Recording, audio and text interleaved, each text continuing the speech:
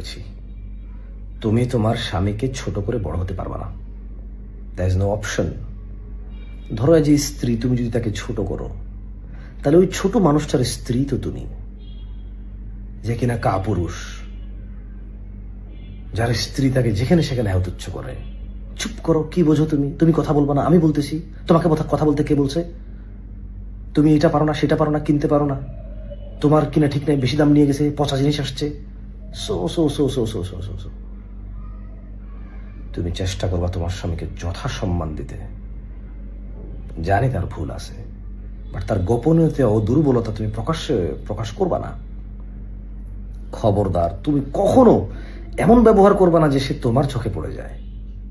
তাহলে ওই নিচ পড়ে যাওয়া কাপুরুষটা আর যাই করুক, কোনো পরিবারকে সুখে রাখতে পারবে না, সক্ষম হবে না, কারণ সে নিজের সুখী তো নাই।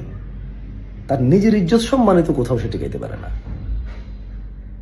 না, আমি মোটেও বলছি না তার দোষ নাই, তবে এখানে আরো ভিন্ন পথ থাকতে পারে।